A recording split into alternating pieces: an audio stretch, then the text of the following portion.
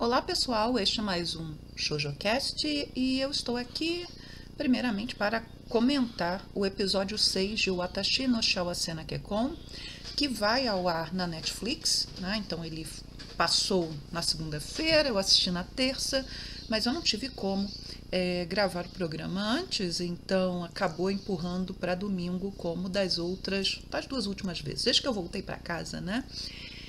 E claro, né, como eu tenho feito nos programas anteriores, eu vou comentar alguma outra questão depois que terminar de falar do episódio.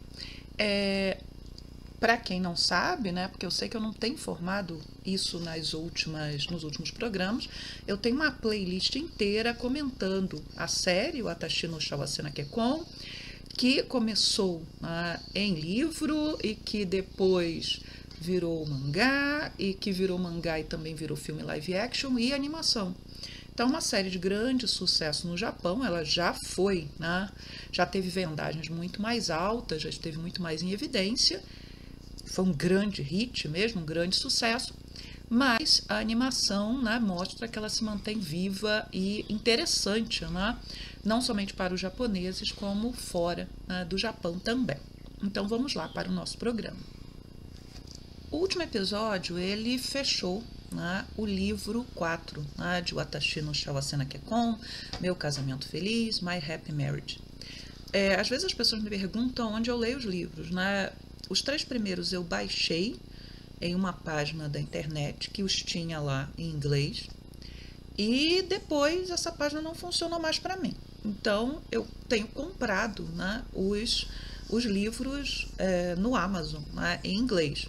Eu tenho certeza absoluta que alguém está traduzindo isso para o português, mas como eu não procurei, né, eu não sei, mas se alguém souber e quiser deixar a indicação nos comentários, ajuda quem geralmente me pergunta, né, onde é que eu acho. E eu também acho que isso deve ter em inglês aí, em vários lugares, né, para ser lido em capítulos ou para ser acessado. Até o momento nós temos 8 livros, a autora não terminou a história, ainda que o casamento do Kyoka e da Mio tenha ocorrido no livro 7, que é o livro do casamento, mas ela continuou, né? O livro 8 são de histórias curtas, de Gaiden, né? Então, eu não sei para onde ela vai caminhar. Eu, se fosse ela, eu terminaria agora, mas é muito tentador, né? Para um autor de sucesso, principalmente novato, que foi o caso da Akumi Agitogi, né, que é autora dos livros, né, ela começou a publicar na internet um site, né, que pertence, se não me engano, a Kodansha, e que é para novelistas iniciantes. Então você vai publicando ali e o que a editora acha que vale a pena, ela vai lá, pega e banca a publicação. Então, assim, a Agitogi não tinha publicado nada antes, ela é uma novata, então para ela é um sucesso fantástico, né, ter o seu material sendo transformado para tantas mídias. Eu até falei, né, teve anime, teve live action, né, teve também peça de teatro, então é o circuito completo, quase só falta uma peça do Takarazuka, e eu acho que ainda pode vir. Mas enfim, no último episódio, né, nós temos o confronto entre a divisão lá anti-grotesquerie, que ficou no quartel protegendo a Mio, comandada pelo Mukedeyama, e nós temos os acontecimentos que envolvem o Arata e o sequestro do Imperador Velho, que era o vilão da primeira temporada, ou o aparente vilão, vai que não era, né? Vai que é um segredo aí, em que ele é levado pelo grupo, né, pela Gifted Communion, né, que é a comunhão, estou chamando de comunhão dos dotados, né, enfim, liderada pelo Usui. O sequestro, né, depois vai se mostrar que era um despiste para tirar o Kyoka, né, de Tóquio, levá-lo lá para Kyoto, levá-lo para uma missão de salvamento do imperador, enquanto o Usui levava a Mio embora, né? Algo que tem que ser elogiado, e é um elogio grande mesmo, nenhum episódio desse anime é ruim. Ele está se distanciando dos livros, mas eles são muito bem feitos e principalmente a animação mantém uma qualidade estável e excelente. Todo mundo muito bonito. Pode ir lá, se você congelar um frame, de repente ver alguma coisa mais distorcida, mas no geral a animação é muito boa. E A sequência de luta, né, que acontece lá no quartel, ela supera aquilo que foi apresentado no livro. Então, no livro, quem vai lutar com o Sui é o Mukedeyama, o resto da unidade fica congelada. Kaoruko, né, quando é revelado que ela é a traidora, né, e o Sui revela que a enganou, né, que brincou com ela, que na verdade não tinha, né, ele não tinha sequestrado o pai dela, ela cai de joelhos e ela fica lá prostrada o tempo inteiro. Ela não faz nada, a não ser chorar e tremer. Então vamos lá. No anime, eles mudaram a situação do Usui com a Kaoruko, né, porque os dons do Usui, né, são controlar os 5 sentidos, né? Então o Usui teria feito a Kaoruko ver e ouvir, né, o pai sendo torturado. Então não houve nada disso no livro. Simplesmente a Kaoruko acreditou na palavra do Usui de que tinha sequestrado o pai dela. É assim que aparece no livro, não há nenhum outro detalhe, né? Então, no anime, a Kaoruko foi enganada porque o Usui usou os seus dons. E na animação, todos os membros, né, do destacamento ali, eles são enganados pelo Usui, né? Eles são alvo dos poderes dele, como foi mostrado, muito bem mostrado no episódio anterior, quando ele está invadindo o quartel. Então, assim, a Kaoruko abriu a barreira, é verdade, mas ela, para todos os efeitos, ela tinha visto o pai nas mãos do Usui sendo torturado. Isso tira um pouco do peso da traição. E se no livro a grande luta, que não é lá grandes coisas, né? Porque o que é mais importante é a Mio confrontando o Usui, falando com ele, né? O que nós temos é o Mukedeyama dizendo para Mio, com aquele desprezo pelas mulheres, eu discuti isso no episódio passado, né? Não vou voltar a isso, que ela não fizesse nada que pudesse atrapalhar o trabalho deles, que ela ficasse lá quietinha no cantinho dela. O Mukedeyama, ele é ferido no braço, e a Mio, para que os outros rapazes não fossem feridos, para que não houvesse mais derramamento de sangue, ela sai e ela conversa com o Usui, ela confronta o Usui. No anime, a luta com o Mukedeyama é muito rápida, ele não vai ser ferido no braço, ele vai receber um ferimento até que periga ser muito mais grave, né, porque o Usui enfia a adaga, né, rasga o bucho dele, né, com a peixeira, enfim, é um ferimento aparentemente mais grave. E a Kaoruko recebe uma grande cena de luta com o Usui. Então, Kaoruko, que a gente não sabe, a gente sabe que ela tem dons no livro, e que ela é uma grande espadachim, mas ninguém nos diz que dom é esse da Kaoruko. Então, assim, no anime, parece que o dom dela é potencializar essas capacidades de luta de espada que ela tem, né? Essa competência que ela desenvolveu, porque ela é filha de um grande mestre espadachim. E a Kaoruko, ela é derrotada ali. Aí depois é que você tem a Mio, né, confrontando o Usui. Mas a grande luta, e é uma grande luta de fato, muito bem feita, é da Kaoruko com o Usui. E o Usui, né, isso no livro, né, é descrito que ele tem uma agilidade que não é compatível com a idade que ele tem, que ele é um homem de 40 anos para um pouquinho mais, que ele é um excelente espadachim. Isso tudo é dito no livro. No anime a gente vê, né, a competência do Usui. Vendo a cena de luta da Kaoruko, eu só me lembro de True Blood, né, a série de TV da HBO. Eu li os livros da Charlaine Harris, eu gosto muito dos livros até um determinado ponto, a gente se apega às personagens, mas depois do volume 6, a autora começa meio que a se perder na sua própria história, e vai até, acho que o volume 14, eu li até o volume 11, acho que eu abandonei a leitura no volume 11. Tem resenha de todos os volumes da série True Blood lá no meu blog. Mas, enfim, na série de TV True Blood, né, vai acontecer uma coisa muito curiosa, né, porque nos livros o Bill, né, que é o vampiro, que é muito importante na primeira temporada, no primeiro livro também, que é por quem a Suki, que é a protagonista, se apaixona, com o andar da história a gente sabe, né, a gente descobre que ele é um canalha, que ele é um vagabundo, que ele é um espião, que ele estava ali para manipular a Suki, e simplesmente ele perde a importância na história, né? E quem acaba assumindo uma posição de protagonista nessa relação amorosa com a Suki, né, que é a mocinha, é o Eric, né, que é o outro vampiro, que é o vampirão louro, né, que é muito mais interessante que o Bill desde o início, desde a sua primeira aparição entrando lá no Merlote, que é o bar. Só que na série de TV, né, os showrunners, eles gostavam muito do Bill, ou showrunner, acho que era um só. Então o Bill foi mantido na série, né, e talvez por conta do ator, esqueci o nome, tá vindo o sobrenome na minha cabeça, mas esqueci qual é o nome do ator. Stephen Moyer, uma coisa assim. Deve estar errado, mas vai aparecer, eu vou botar a foto dele com o nome.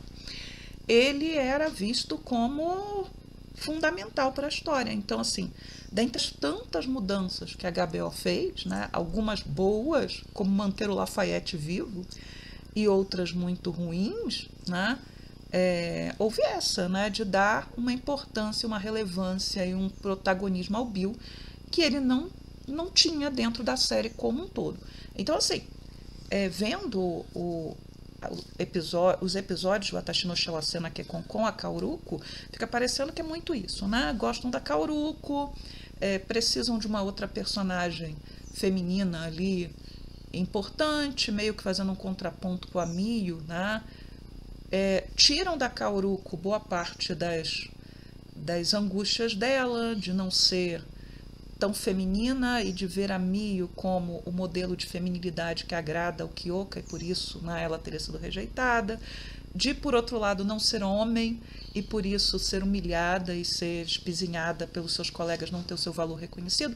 Então meio que anulam ou reduzem essas angústias da Kaoruko e lhe dão essa cena maravilhosa de batalha. Ok, é uma escolha da animação. A animação não é o livro, é outro produto, né, derivado. Ok, tudo bem. Então temos ali o confronto, né, no quartel e a Miyu conversando com o Sui. No livro ela vai ser muito claro que ela tem certeza, né, de que ela jamais seria filha dele, né? E algo que colocam na animação é o Sui usando de violência contra a Miyu. Tanto que eles botam a mão para pegar o pescoço dela. Isso não está no livro, e aí sim, né, veja bem, parte dessa sequência do quartel é muito boa e parte da sequência do quartel me parece muito problemática. O Sui não precisava usar de violência contra a Miyu. Ele poderia controlar a mente da Miyu e fazer a Miyu fazer o que ele quisesse. Guiar a Miyu ali, ok? Não precisava. Então botam o Sui meio que saindo da sua personagem, né, de fria calma e que só os olhos transmitem o que de ruim ele tem, para uma personagem agressiva que vai ali pegar a Miyu pelo pescoço. Isso não está no livro, isso foi uma escolha ruim, na minha opinião. Nós temos ali, né, voltando lá para Kyoto, né, chega o Okaito, Kyoka, né, descobre, né, que foi enganado, né, e volta correndo, né, que o príncipe Takahito, né, vai dizer que o assunto que ele tem que resolver é lá. Ok. Confronto do Kyoka com o Sui. E o Sui vai embora tranquilamente. Isso é muito ruim. Por quê? Né? O Sui é muito poderoso. Mas algo que está no livro é que o Arata, estudando lá os antigos papéis da família Usuba, ele descobre como derrotar o Usui. Arata descobre. Né? Ora, no livro, e só depois refletindo eu fui, né, juntar Lé com Cré, o Sui ele não consegue escapar sozinho do quartel. Ele precisa da ajuda do Rojo, né, que controla a água, ele usa os dons dele contra o Kyoka, e aí o Sui desaparece. O que eu imagino é que o Sui é muito poderoso, mas se ele começa a usar seus poderes, né, de forma muito intensa, ele vai descarregando, né, tipo a barra de força de videogame. Da forma como foi apresentado na animação, o Sui não teve nenhum abatimento ali. Outra coisa complicada que vai ser colocada ali no anime, é que o Arata estava ali se remoendo sobre porque eu existo, qual é a minha razão de ser, todo o drama emocional que eles tiram da Kaoruko, que havia, né, dela até ficar espicaçando a Mio por causa do Kyoka, né, para mostrar para Mio que ela conhecia o Kyoka melhor, né, tudo aquilo que tiram da Kaoruko jogam de drama ali em cima do Arata, que não existe. A grande preocupação do Arata, né, ela é muito até convencional e tradicional. Ele é o chefe da família, ele tem que resolver o problema. Se o Sui é um suba, o problema é dele. Não importa se ele é jovem, não importa se ele não tem nada a ver, né? Como a gente pensaria no Ocidente, não tem nada a ver com isso. Assim, a responsabilidade é minha. Eu estou aqui, eu tenho que resolver esse problema. A função do Usuba é controlar os dotados, é ajudar o império nesse sentido, e nós estamos falhando. Esse cara é o grande vilão.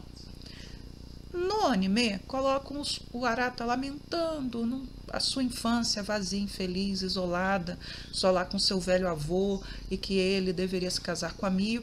E aí ele vai, né, como no livro, ficar lá investigando o suposto lugar onde o imperador deveria estar, mas não estava. E aí ele é confrontado pelo Sui, o Sui vai fazer a proposta indecente para ele, que ele faz no livro, né, passa para o meu lado, mas ele vai usar o fato, né, de que aquilo preencheria o vazio do Arata e ele poderia ter a Mio, né, caso ele passasse para o lado do Sui. Isso não está nos livros, não sei em que isso vai ajudar, né, o anime, porque o gancho, né, o gancho final do Arata no livro 5 é exatamente a proposta do Sui. Bem, então temos aí metade da batalha no quartel foi excelente, metade foi problemática, temos a questão do Arata com o Sui, e aí a Mio vai dizer, isso está no livro, né, que a partir do momento que houve aquele incidente, ela não pode mais nem ficar fazendo faxina no quartel emporcalhado, que ela tem que ficar sempre na sala com o Kyoka costurando e bordando, etc. Porque é o que ela pode fazer ali. Mas vem o Mukadeyama e quer falar com a Mio. Como no livro o Kyoka esculhamba ao Mukadeyama, ele é punido por causa daquilo, Kaoruko é presa, está correndo risco de ser morta por traição, etc. No anime, sem problema, o Mukadeyama chega, chama a Mio para conversar e vai dizer algo que é muito contra o livro, né? Que é que ele intercedeu pela Kaoruko. No livro, a coisa é tão séria que quem intercede para que a Kaoruko não seja torturada, porque morta ela poderia ser, é o Kaito, ou seja, o comandante supremo. Ok, tá bom. E o Mukadeyama se desculpa com a Mio por ter julgado mal as mulheres, pela sua grosseria. No livro, Kyoka fica de longe observando a conversa. Ele nem quer deixar o Mukadeyama falar com a Mio, né? Tamanha situação, né, que ele está ali, né, de super proteção, até de desconfiança mesmo em relação ao seu subordinado. E aí o livro fecha, né, com as duas festas de Ano Novo, a festa da Hazuki, que é a grande festa, e a festa íntima do Kyoka com a Mio em casa, e o anime vai juntar as duas festas, né? Então se cria uma festa íntima na casa do Kyoka, em que vai estar Hazuki usando cores extremamente broxantes, aquela coisa, né? No livro ela está de vermelho, que Kyoka repreende, porque aquilo não seria a cor de uma mulher, para uma mulher da idade dela usar. No livro é aquela coisa, né? No anime é aquela coisa murcha, né? O figurino ocidental do anime é muito ruim, E aí estão presentes o Godo, que já está bem, Hazuki, Arata, que está numa, né, ninguém sabe, mas a gente sabe, está numa atitude um tanto dúbia ali, e a Yurie. Então, mais o Kyoka e a Mio. A Yurie tem família, gente. Isso é dito no livro o tempo inteiro. Ela tem família, ela vai e volta para trabalhar todo dia, porque ela não é uma mulher solitária, né? Então, assim, Yurie não estaria nesta festinha porque ela estaria com a família dela, né? Com a família dela. Nós temos ali aquela situação, né, da Hazuki pedir para Mio ir buscar carvão no quintal. Então, lá vai a Mio sozinha no quintal. Ah, tem uma barreira na casa do Kyoka, etc e tal. Sim, né? Mas do jeito que o Kyoka estava desesperadamente preocupado, Mio não ia no quintal buscar coisa nenhuma sem que ele estivesse perto, né? Mas tudo bem. E lá quem está no quintal é a Kaoruko, né? Então Kaoruko está livre, o Kyoka sabia que ela estava lá, tem uma troca de olhares dele com Hazuki, e aí elas duas, né, se abraçam, reforçam seus laços de amizade. Kaoruko se desculpa, Kaoruko diz que não foi perdoada ainda. Não me surpreenderia se no anime Kaoruko reaparecesse em uma situação de ação, em uma situação de participação em algum evento que no livro ela não está. Como eu disse, fica evidente para mim, quem está fazendo o anime gosta da Kaoruko, tá? E para quem pensa Kaoruko como Oscar, da Rosa de Versalhes, esquece isso. Kaoruko não é Oscar. Oscar em nenhum momento se sentia inferiorizada por ser quem ela é. Ela até tem curiosidade, né? E aí tem a sequência do baile. Tem curiosidade em saber como é que era usar o vestido, ir para o baile, o que no mangá não vai fazer com que ela automaticamente vire uma dama super elegante. No anime é passe de mágica, né? A natureza feminina dela aflorando ali, uma natureza. Kaoruko é alguém que sofre por estar na situação que está. A Kaoruko, se eu tivesse... Kaoruko do livro, né, principalmente. Se eu tivesse que comparar Kaoruko com alguma personagem de Ryoko Ikeda, seria Julius, né, Júlia, né, da Janela de Orfeus, que é obrigada, para atender aos interesses da mãe, né, que quer enganar o pai, o amante, né, de que ela teve um filho homem, então ela é obrigada a ser um homem. E ela é um homem competente na medida do possível, mas o sonho dela é poder ser uma mulher, usar vestidos e frufrus e ser amada por um homem e dançar e ter acesso a tudo aquilo que, pela sua condição, ela não pode ter. Então, assim, a Julius, né, da Ikeda, é que vive nas angústias da Kaoruko, né? Inclusive essas, né? Será que ao ser obrigada a viver como um homem, eu deixei de ser uma mulher de verdade? Tem todo esse dramão aí, né? Não vejo Oscar em Kaoruko, não vejo Tena em Kaoruko. Kaoruko é uma personagem nos livros fragilizada. E no anime ela foi, né, elevada por interesse de quem está fazendo a série, mas não é isso não. Mas muito bem. Achei essa festa de Ano Novo muito ruim, né, na medida em que ela tira toda a situação que ocorre na grande festa, né, que é dada pela Hazuki na Mansão do Escudo. E aí tem aquela cena que eu comentei, eu falei, olha, isso aqui eu tenho certeza que o anime não vai colocar, a cena do Kaito com a Hazuki, do presente, etc. Mas ao mudarem, eles tiram também o segundo beijo da Mio com Kyoka. Por quê? Teve a grande festa e depois vai ter a comemoração só da Mio com Kyoka, que é muito bonitinho, que ela faz as comidinhas de Ano Novo, e que ficam os dois juntos, e que ela pela primeira vez se alegra em ver neve, porque ela sabe que está numa casa quentinha, que ela não vai passar frio, como ela passava na casa dos Saimori, né? Em que ela era Cinderela, né? A gata borralheira da casa. E aí o Kyoka a beija, né? Pela segunda vez. E ela gosta de ser beijada, e ela retribui o beijo. Enfim, né? Então, assim, botaram um beijo, tinham que ter posto outro. Se eles vão botar 4 livros, vão enfiar 4 livros ou mais nessa temporada, por favor, botem os beijos também, né? Porque, enfim, né? Ok? O que eu imagino agora deve ser isso, que os próximos 3 capítulos do anime vão acompanhar o livro 5. Comecei a leitura do livro 5, preciso correr com ela, porque, enfim, né, um dos motivos também que eu tenho atrasado os episódios é que eu tenho que aumentar a velocidade de leitura dos livros, eu tenho um monte de outras coisas para fazer, mas o livro 5, ele tem um prólogo que eu sei que não vai estar no anime, por isso eu estou comentando aqui, é um spoiler, pode pular, vai estar enfim, na minutagem. O anime termina com uma fala, né, do príncipe Takahito, né, falando do futuro sombrio que ele está vendo.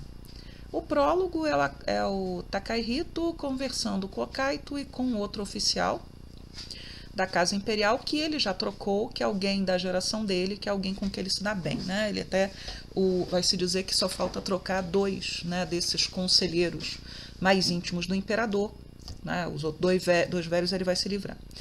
E o Takahito, ele tá ali, né, falando, né, da questão se a nação deve ou não deve saber do sequestro do imperador. E ele, por dentro, né, se angustiando, porque ele foi ensinado que ele só vai ter o dom completo quando ele se tornar imperador. Então, que as visões que ele tem do passado, do presente, do passado, do futuro, elas ainda são incompletas, né? Então, ele tem o dom, ele sabe, né, que ele é o herdeiro, porque ele recebeu ali o dom da clarividência, mas ele só vai conseguir exercer seu poder completo, ter esse poder completo depois da morte do pai. E aí o príncipe Takahito deseja a morte do pai em voz alta, né? Que já tá bom, né? Já sequestraram o velho. Se livrassem dele seria bom. E aí o Okaito e o outro sujeito ficam horrorizados, e aí ele pensa, expressar isso em voz alta. O Takahito nos livros é uma personagem maquiavélica, né? No sentido que ele não tem nenhum problema em dar um golpe de Estado no pai, que foi o que aconteceu. E ele não tem nenhum problema em desejar a morte do pai. Ele fica mais preocupado com a imagem que aqueles que estão ouvindo terão dele do que propriamente em desejar a morte do pai. Ele fala assim, já deu, o velho já viveu bastante. Para que, né, um novo imperador possa assumir, o velho tem que morrer. Não existe essa história de imperador aposentado. Então ele está cansado dessa situação de estar ocupando um espaço que não é dele e que ele acredita que já é o momento dele ocupar. E depois a gente tem, né, o primeiro capítulo, que começa, eu não terminei o primeiro capítulo, os capítulos são longos, né, dos livros, que é o Kyoka e a Mio indo ao templo, né, no primeiro dia do ano, que é uma tradição. E a Mio lá, perdida nas suas angústias, né, Kyoka beijou de novo.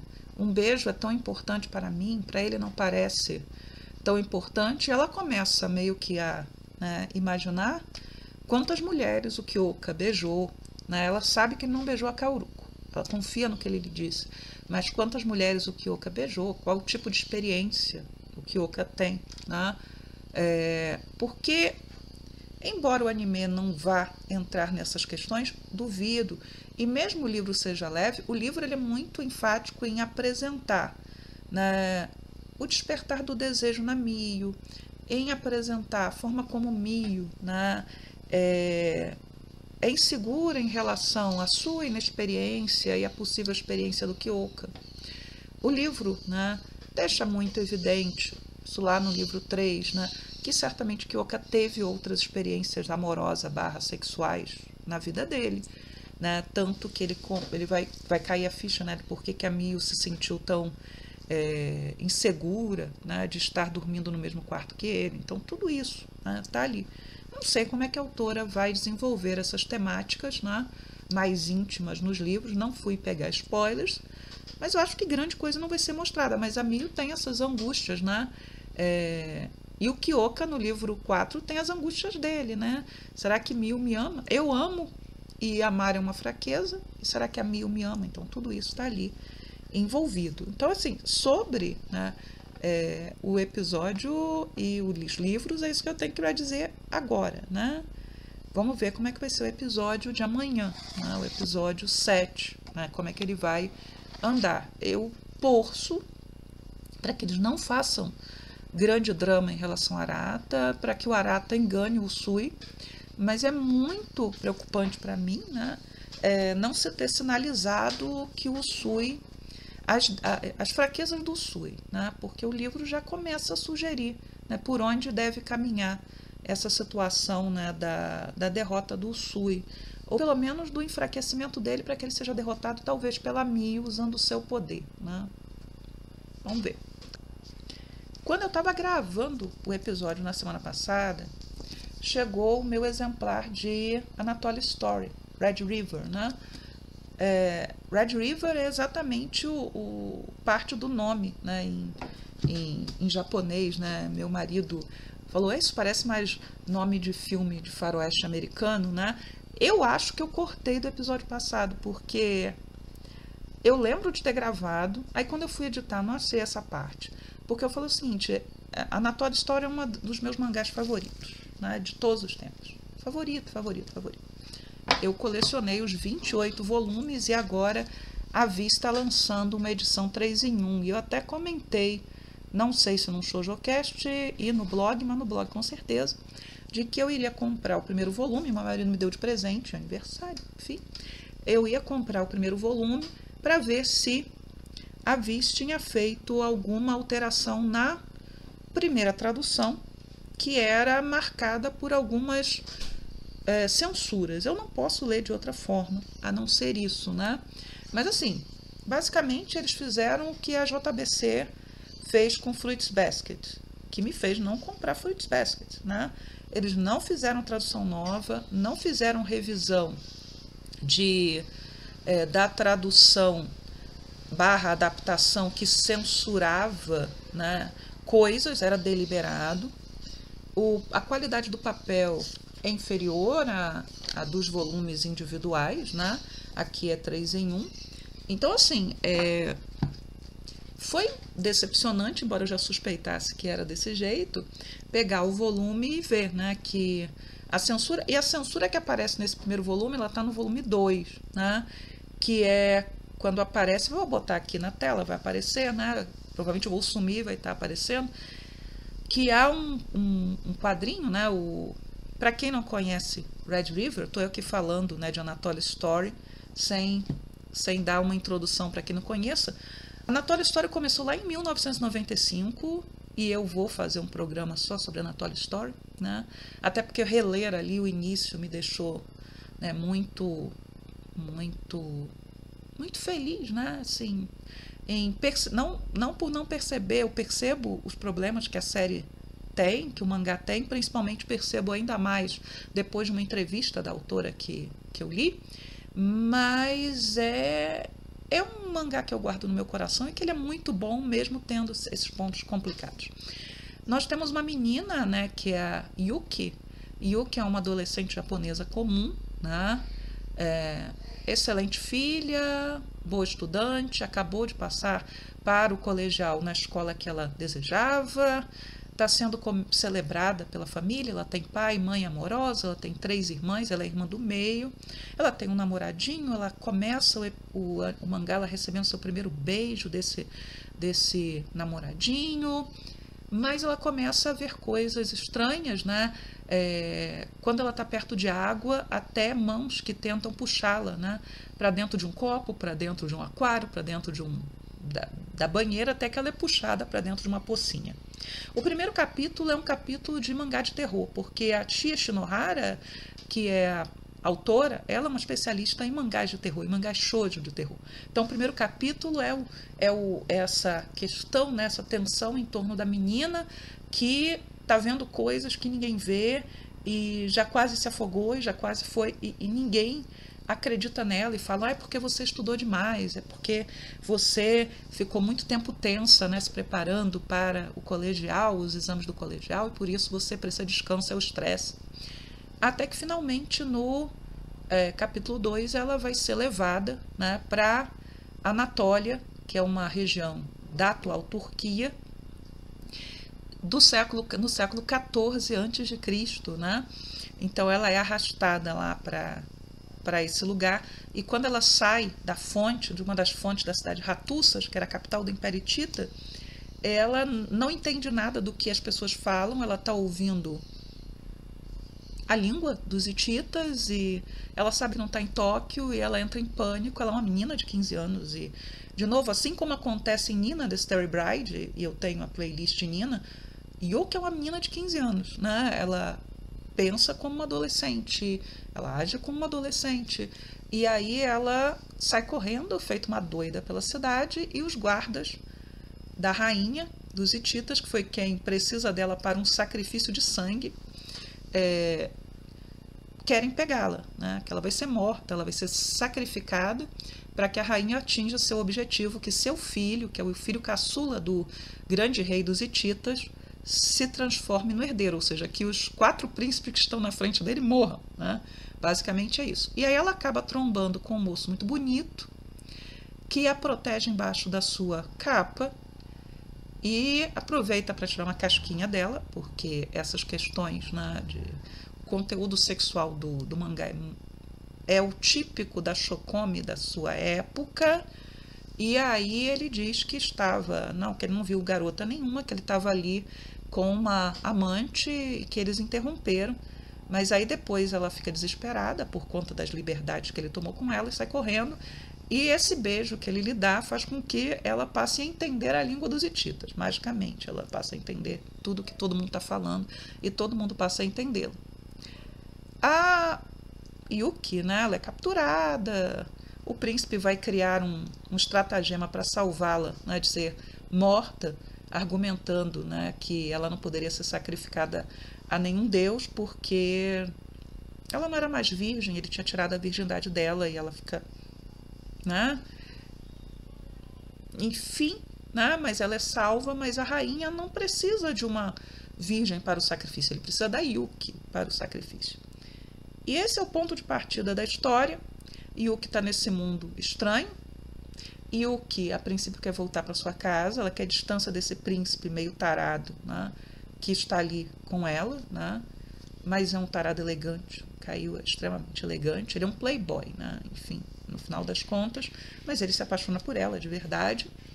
E ela acaba conhecendo um menino ali, que isso é muito semelhante a Nina, olha, só lembrei agora, Nina que conhece Anê, e Anê é igual ao garotinho com quem ela cresce, que fazia parte da família de rua dela, né? A Yuki conhece o Tito e Tito é igualzinho à irmã caçula dela, né? Tanto que ela pensa no início que se trata de uma garota, e ele explica que vai ser o serviçal que está cuidando dela. Aí nós temos discussões de classe, sobre lei, sobre classe, etc., injustiça, mas o Tito acaba sendo morto. E para vingar a morte desse menino, a Yuki, que teve a chance de voltar, porque o Caio poderia fazer uma grande cerimônia, Vênus estava no lugar certo, todas as fontes da cidade de Ratussas estavam cheias, ele podia fazer um ritual para mandá-la de volta. Ela decide ficar para se vingar, e aí ela só teria a chance de voltar para casa um ano depois. Anatolia Story é uma grande saga, são 28 volumes, você tem magia, você tem tragédia, você tem uma protagonista, né, que vai, né, se tornar uma figura messiânica ali, a partir do momento que a Yuki, né, ela acaba sendo identificada como Avatar, a representação terrena da deusa Star, que né, que está ligada ao planeta Vênus, enfim, e ela acaba ficando, né, o mangá tem uma série de problemas, né?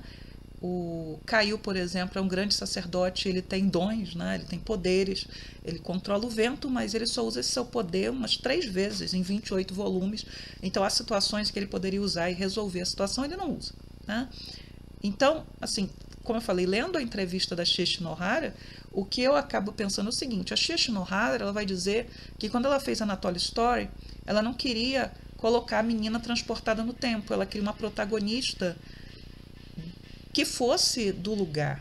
Ela queria fazer um mangá histórico puro, em que não tivesse magia também, provavelmente.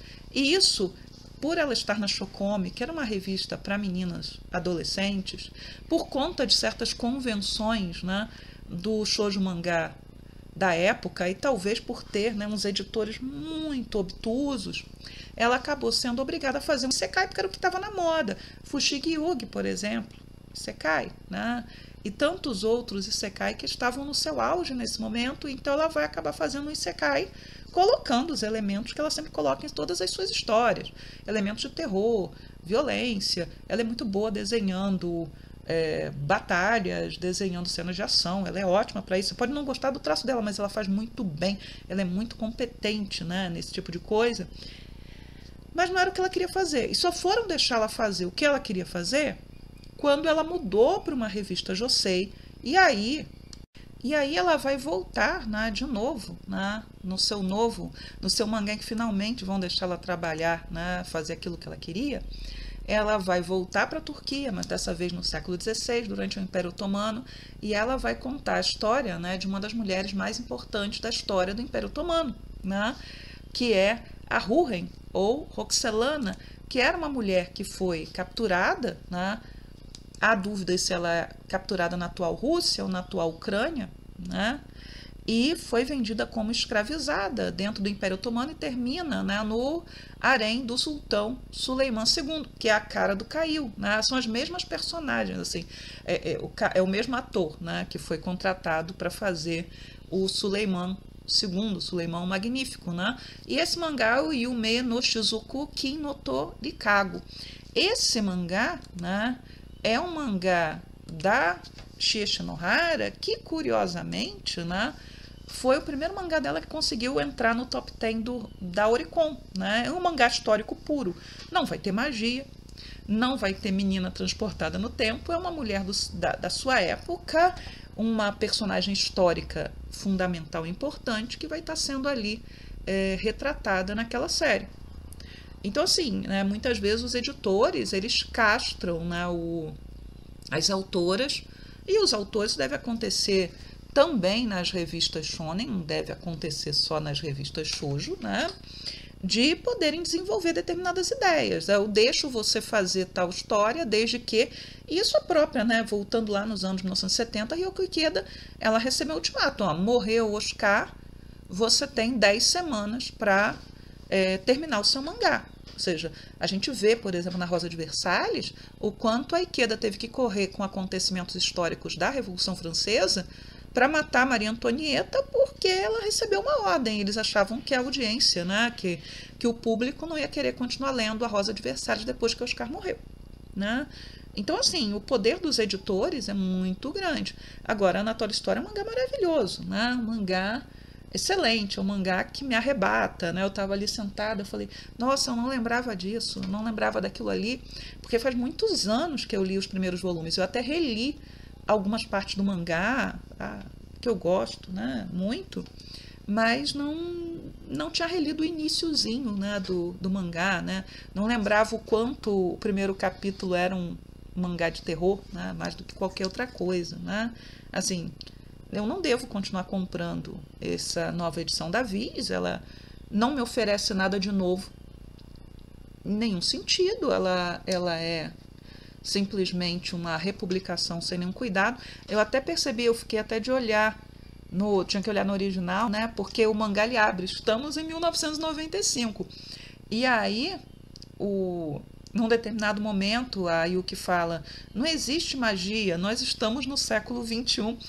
Porque o mangá foi publicado nos Estados Unidos no século XXI já.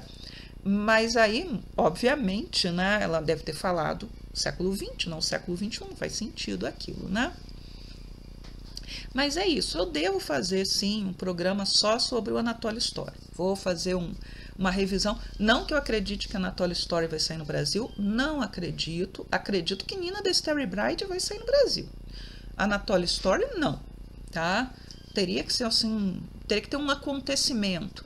Pode ter um acontecimento, de repente estão anunciando tanto shoujo, de repente, ó, o mangá vai estar completando 30 anos do seu início, né? De repente, assim como foi com Hanakimi, aparece um anúncio, Anatoly Story vai ter animação. Aí vocês vão ver entrando em edição especial para comentar, porque eu resenhei todos os volumes desse mangá, dos 28, lá no Shoujo Café.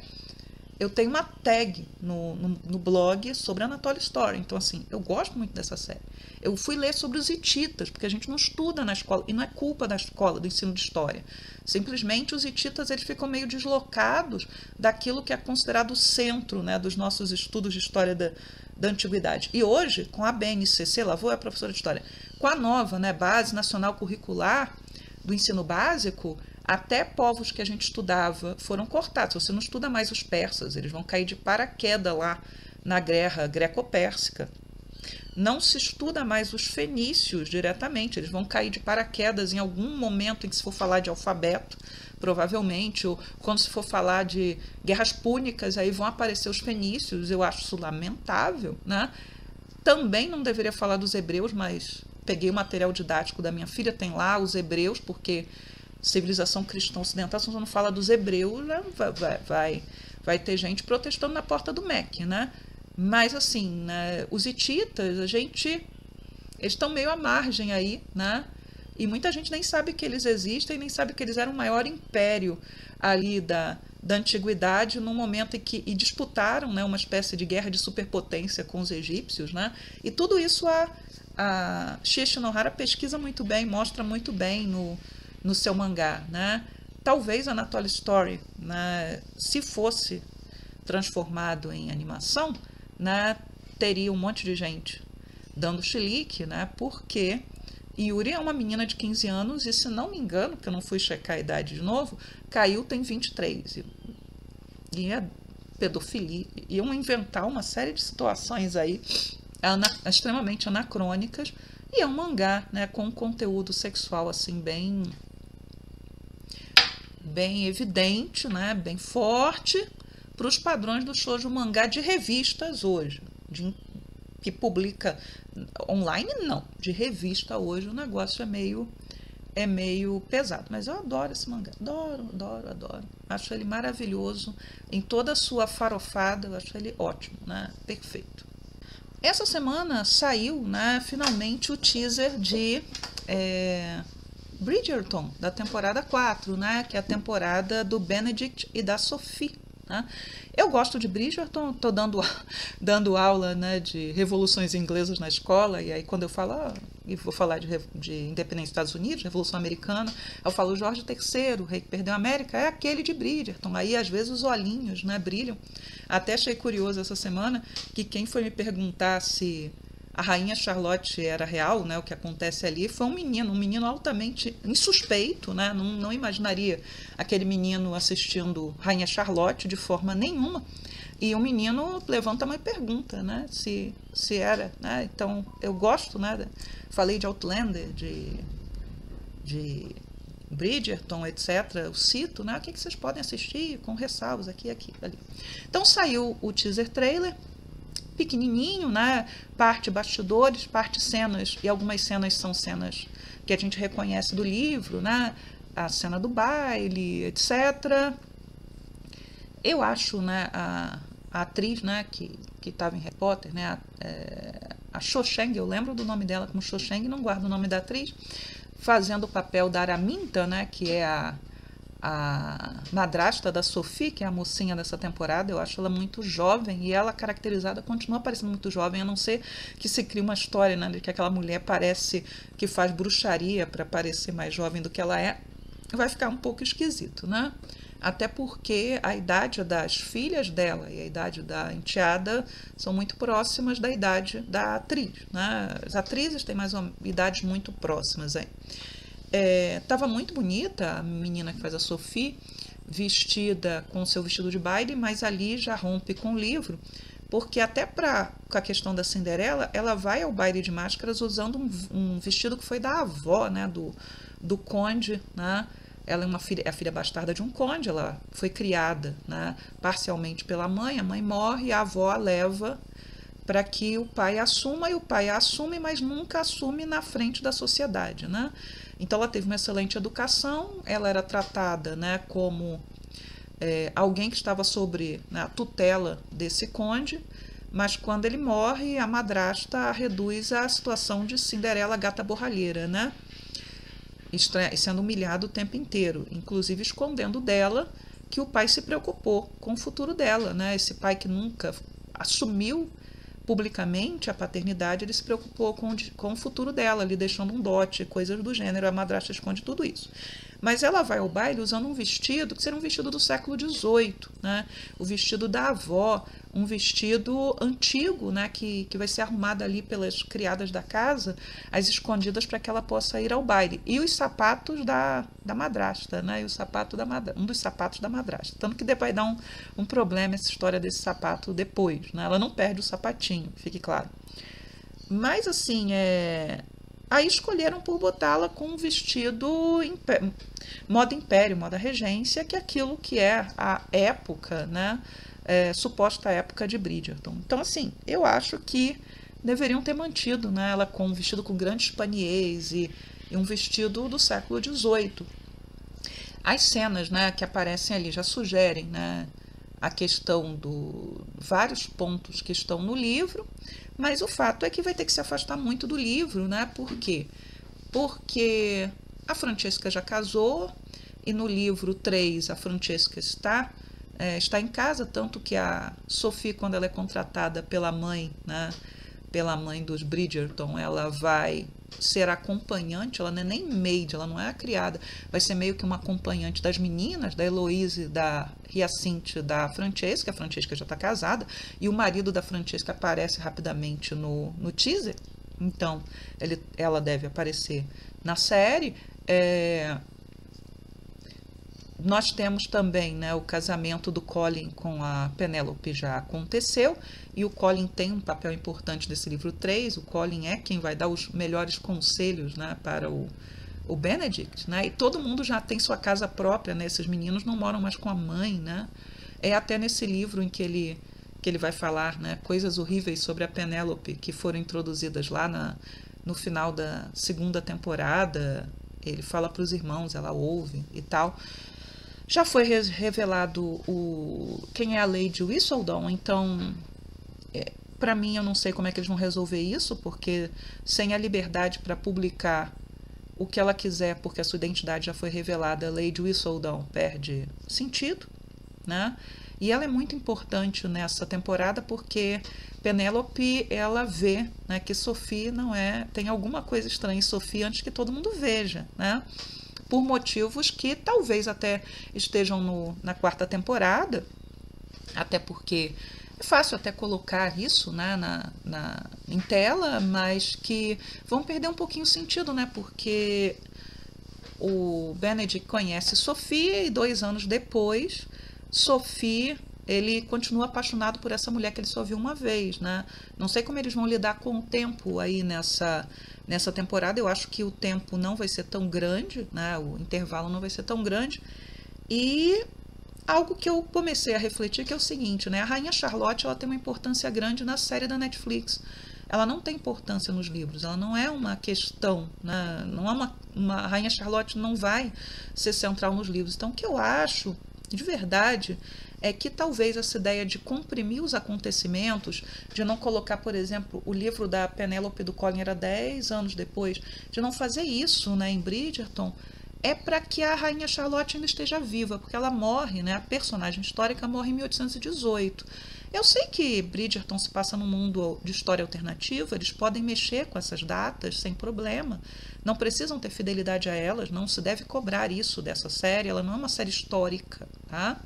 Ela é uma série de fantasia histórica, mas eu acho que eles estão correndo também por conta disso, né? Para que seja no período da vida da tal da Rainha Charlotte, né? Eles vão, claro, para os Bridgerton mais novos, se eles vão fazer efetivamente as histórias, não vai dar tempo, né? Eu tô curiosa em saber o que eles vão fazer com a Heloise nessa temporada, porque a Heloise se tornou uma personagem extremamente detestável para mim na terceira, né? Pelos comportamentos dela. Vamos ver como é que vão tratá-la, né? Porque o livro da Heloise, ele seria, né, logo depois do livro da Penélope do Colin, bem depois, né? Então, se já vão colocar ela trocando cartas com o Sir Philip, né? Se vão manter isso, né? Nesse negócio, mas a temporada 3 termina com ela indo com a irmã e com o cunhado para a Escócia. Então, não sei como é que eles vão lidar com isso. E algo bom, né, que eu vi aparecendo no teaser, né, que o Jonathan Bailey, né, o Anthony, ele aparece no final. Ele tá com barba por fazer, ele tá assim extremamente descomposto. Eu fiquei imaginando que talvez seja uma situação em que a esposa, né, está em trabalho de parto e ele está ali angustiado esperando a criança nascer. É o que eu imagino. Não espero que o Jonathan Bailey esteja em todos os episódios, gosto muito do Anthony. A minha temporada favorita é a segunda. Espero, né, que acertem um pouco o figurino nessa temporada. O figurino da temporada passada me desagradou bastante. Mas, assim, eu espero que ele e a Simone Ashley apareçam, né, na série. E ainda tenho até esperanças, né? Não nessa temporada, mas que a Daphne possa voltar, né? Assim, é uma série longa, os atores tem outros compromissos, mas eu acho que, sei lá, gravar uma participação ou outra não é um problema. Agora, quando tiram, né, o Duque e a Duquesa, né, como a Daphne e o Simon, eles acabam obrigando mesmo a mudança, né, de acontecimentos. Então, assim, eu não sei como é que vai ficar essa coisa da Lady Whistledown. Eu acho que parte disso perdeu toda a sua graça, né?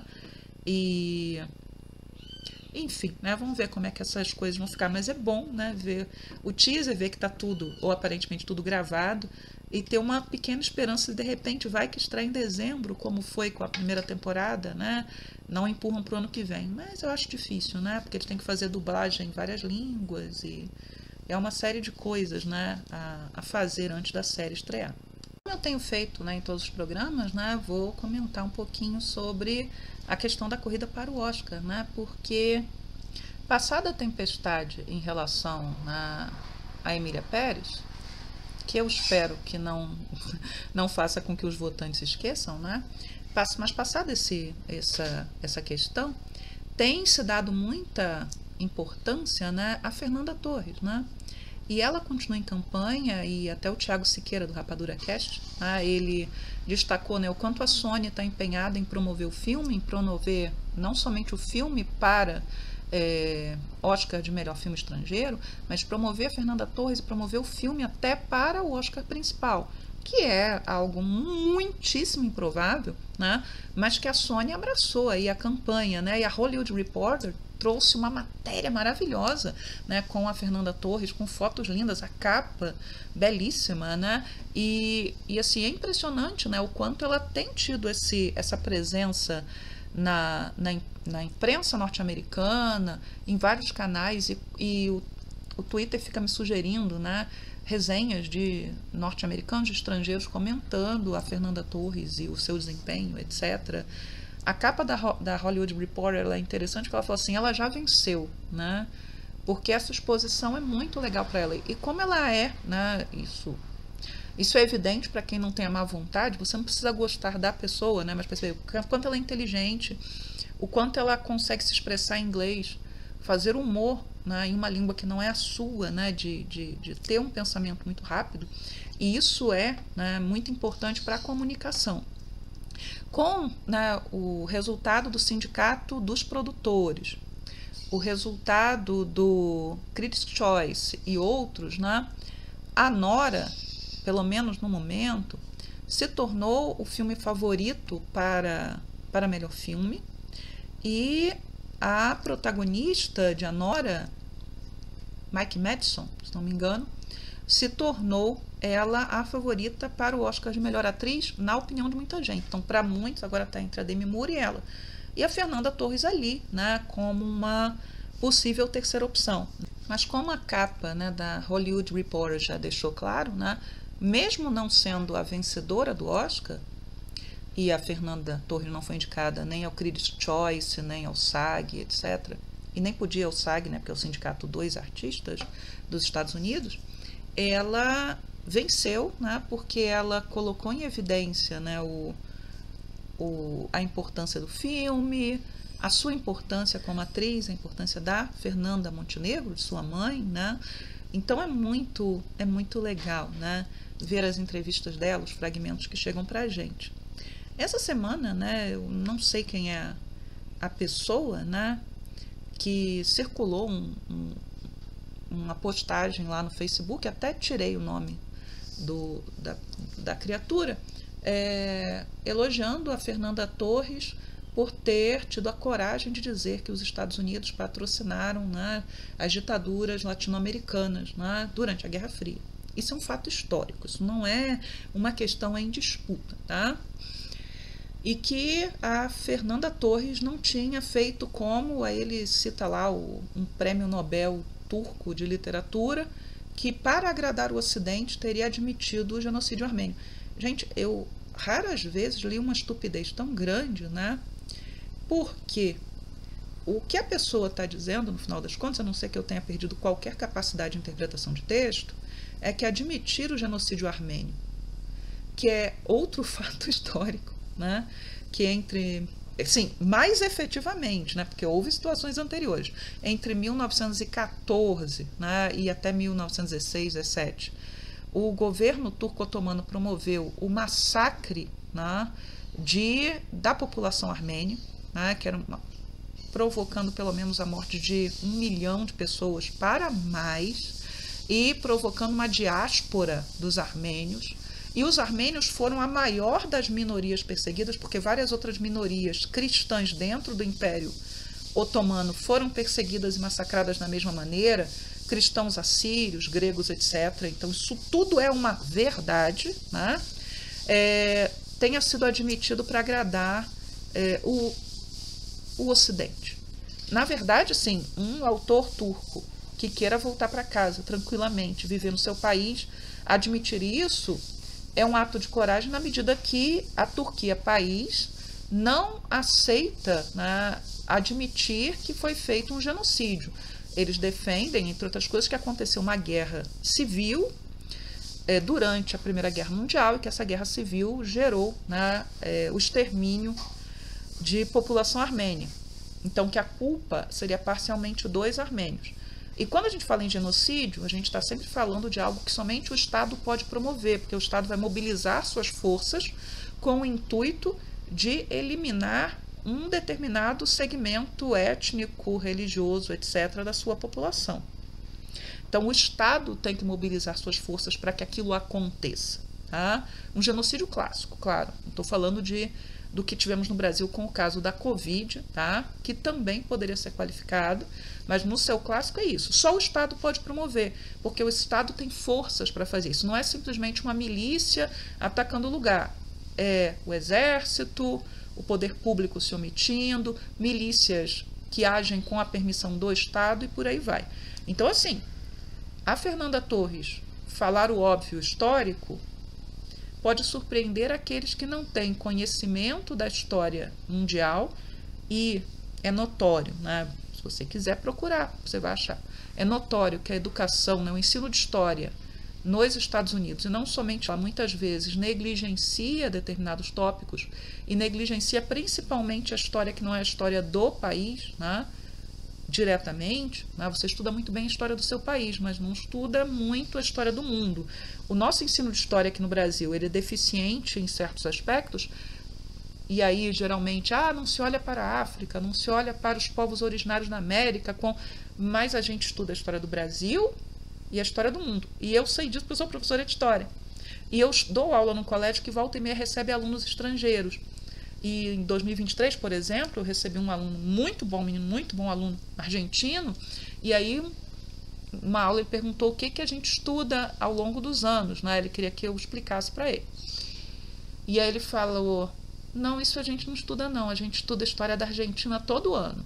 Então parece que é metade do ano história da Argentina e outra metade alguma coisa outra, mas o centro é a história do país. Então eles sabem muito pouco da história do que se passa fora do seu próprio país, né, sabem?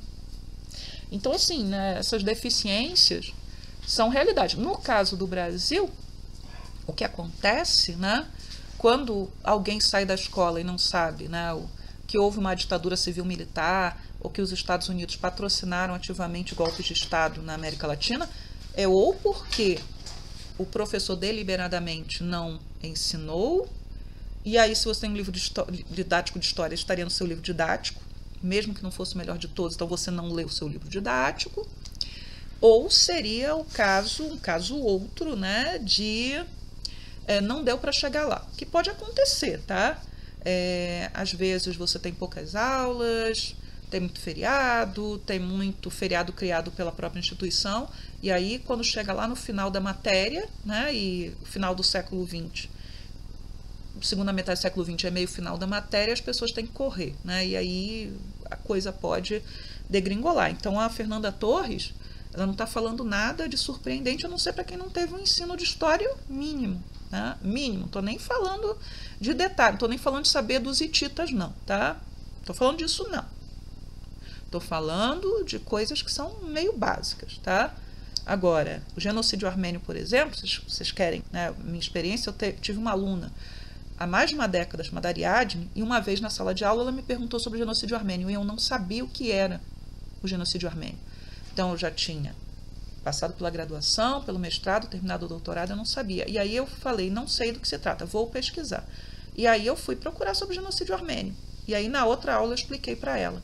E eu agradeço ela todos os anos, ela me segue lá no Instagram e tal, porque ela me fez estudar alguma coisa que eu não conhecia e que abriu uma janela para uma série de outras reflexões. Então, assim, mesmo para quem cursa História, há pontos que não são cobertos porque parecem estar à margem daquilo que é central no ensino de História.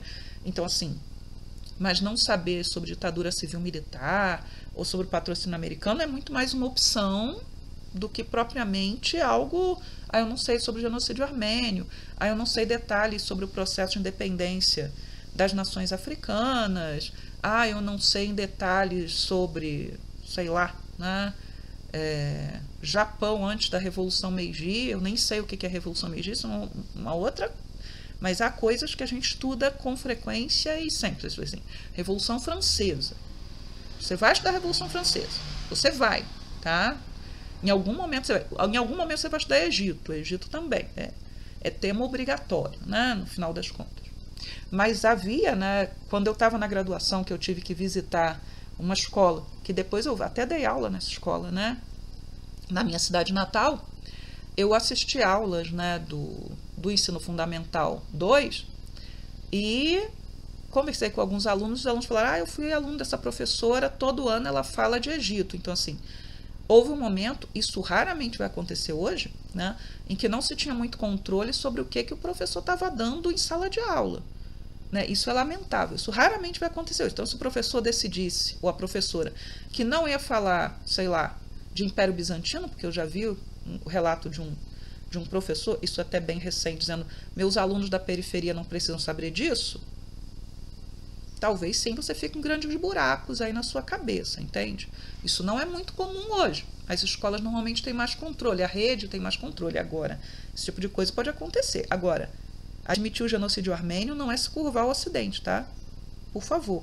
Se alguém tropeçar nesse comentário, né, não dê um like e diga assim, pô, que legal, isso mesmo, olha como a Fernanda Torres é corajosa e o turco lá é covarde, porque...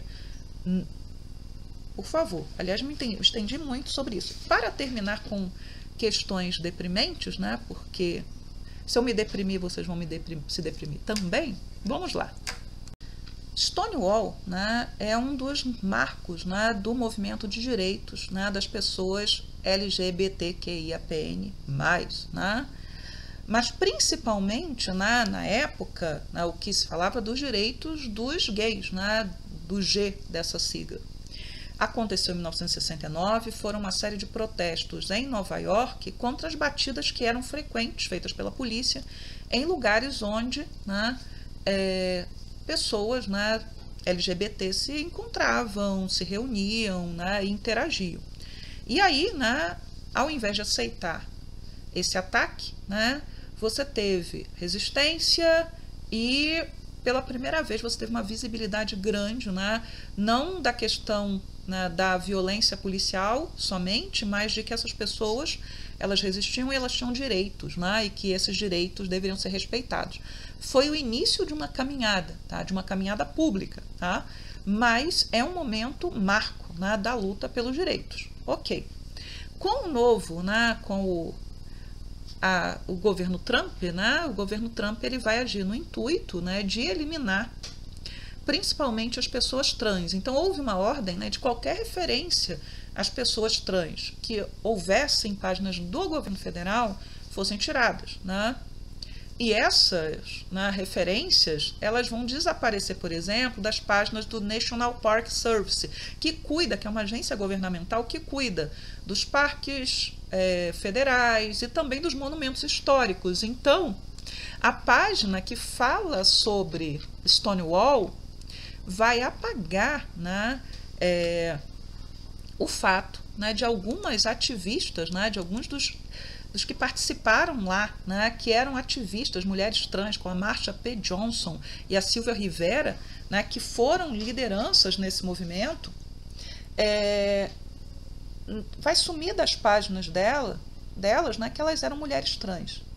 E aí é muito curioso, né, porque ao fazerem esse apagamento, eu acho que de propósito quem fez, simplesmente tirou a palavra trans para deixar evidente, né, o ridículo, né, da coisa. Então, simplesmente ficou com uma lacuna onde deveria estar a palavra trans. Então, assim, gente, o que está acontecendo nos Estados Unidos é pavoroso, né? É pavoroso no sentido de que você está tentando apagar, né, todo um segmento da humanidade. E não só um, né? As pessoas trans, as pessoas intersexo, elas estão sendo apagadas. Da mesma maneira que a NASA, isso foi até anterior, né, recebeu uma ordem de que com o cancelamento dos tais programas de DI, né, diversidade, equidade e inclusão, é isso que a sigla significa, por parte do governo federal, todas as referências a mulheres em posição de liderança na NASA deveriam ser eliminadas das páginas da NASA, ou seja, você ia colocar de novo, criar lacunas tirando essas mulheres, e o que sobraria? A ideia de que as mulheres não tiveram nenhuma participação na história da agência. Culpem a cachorrada, né? Com uma questão até ridícula, que é a seguinte, né? A NASA, nesse momento, ela é liderada, ela é comandada por uma mulher. Então, assim, depois quando vem e falam não há mulheres na história da ciência, lembrem-se de quantas vezes, né, dos obstáculos que essas mulheres tiveram que superar, tá? E também do fato dessas mulheres terem sido deliberadamente apagadas. Mulheres cis são apagadas, mulheres trans são apagadas, negros são apagados, enfim, né, desse apagamento, muitas vezes ele é deliberado. E isso depois vai ser usado daqui a alguns anos. Mas por que as mulheres não contribuem em nada? Olha aí, olha a página da NASA. Cadê? Não tem, né? Então, assim, isso está acontecendo nos Estados Unidos hoje. Se prosperar, isso serve de modelo para o resto do mundo, tá? E um modelo pavoroso. E, né, para fechar, ou quase fechar essa parte, por conta das pressões, né, do Trump, muitas empresas, né, estão abandonando seus programas de DI, muitas mesmo. E a Disney decidiu reduzir, na frente, né, de algumas obras suas que estão disponíveis no Disney Plus, os avisos, né, sobre racismo nos seus clássicos, porque até falar de racismo virou um problema, né? Racismo passa a integrar aquela fantasia, né? Tudo pode entrar nesse saco de tal de cultura woke. Então não vamos falar de racismo, né? Então, a Disney, ela decidiu reduzir o texto, né, que sinalizava que aquelas obras, como Dumbo, Peter Pan, tinham representações, né, que eram estereótipos racistas, etc, etc, né? A mensagem completa era a seguinte: este programa inclui representações negativas e ou maus tratos de pessoas ou culturas. Estes estereótipos eram incorretos na época e continuam sendo incorretos hoje em dia. Em vez de remover esses conteúdos, queremos reconhecer o impacto nocivo que eles tiveram, aprender com a situação e despertar conversas para promover um futuro mais inclusivo juntos. Então agora a mensagem vai ser mais curta, destacando estereótipos e representações negativas, mas não entrando em detalhes, porque isso seria melhor, né? E também, né, eles vão extinguir seus programas de DI. A Disney já vinha sendo acusada, desde antes da vitória do Trump, né, de ter ordenado, por exemplo, que qualquer referência, né, que pudesse sugerir algo queer em Divertidamente 2 fosse eliminado. Da mesma maneira, né, que Divertidamente 2, no final dos créditos, né, aparece lá uma referência aos bebês que nasceram durante, né, a feitura do filme, e depois eles vão demitir todo mundo, inclusive mães e pais daqueles bebês. Assim. É um negócio pavoroso.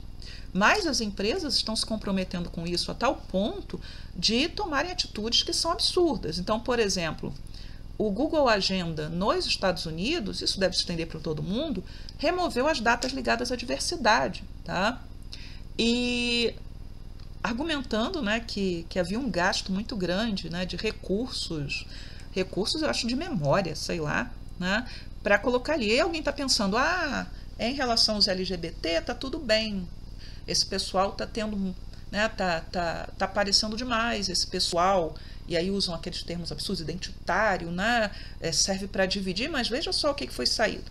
Mês da história negra, mês das pessoas indígenas, datas referentes à história das mulheres, as datas referentes, né, à questão LGBTQIAPN+,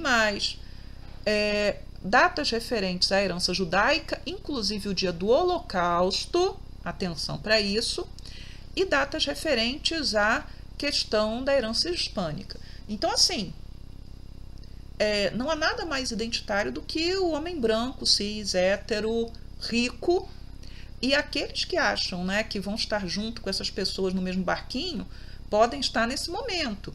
Claro, se começa sempre com as mulheres, os LGBT+, os negros, mas vai chegar em você também, né? Você é homem latino, você é homem negro, você é mulher branca que acha que está segura, cis branca, né? Vai chegar em você também.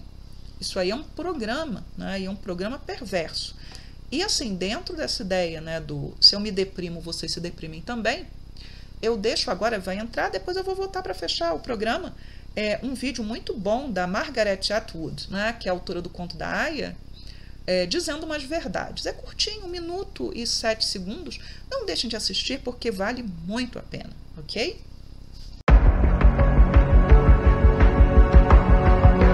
Evangelical Christians are a huge part of incoming President Trump's base. How concerned are you that Gilead may come to life? It's coming to life to a certain extent, but I have to say that for women in Texas and Florida, Gilead would be preferable. Meaning what?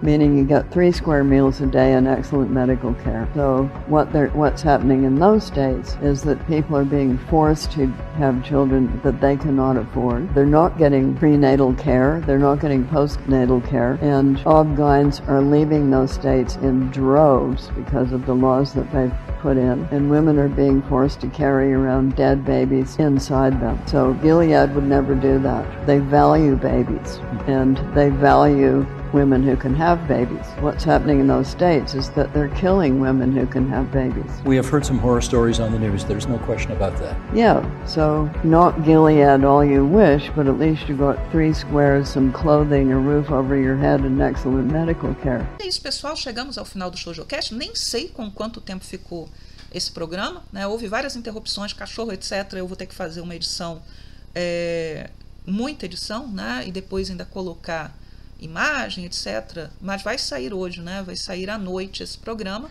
que é o programa semanal, né? É o que eu consigo fazer nesse momento. Então, se você chegou até aqui e quiser deixar seu like, por favor, né? Deixe o seu like ou deixe o seu dislike, ajuda no engajamento também. Se você, né, quiser deixar um comentário e não tiver o que comentar, mas quiser ajudar a engajar o vídeo, lembrando que isso é um canal muito pequeno, né? Muito pequeno, né? O Shoujo Café e o ShojoCast não são coisas de nicho, né? Por assim dizer. Por favor, deixe aí a palavra Anatólia, né? Anatólia, por favor, para engajamento. E lembrando, né? Eu abri uma caixa no Instagram de perguntas. Eu estou testando isso, ainda não respondi pergunta nenhuma, mas as perguntas estão lá. Se você quiser deixar alguma pergunta, porque a ideia é num futuro próximo, em março, fazer um programa usando aquelas perguntas que vocês deixarem, algumas delas, as que forem mais interessantes. Então é isso, pessoal. Muito obrigada por assistirem o programa. Bom resto de domingo para vocês, boa semana para vocês e até mais. Tchau, tchau.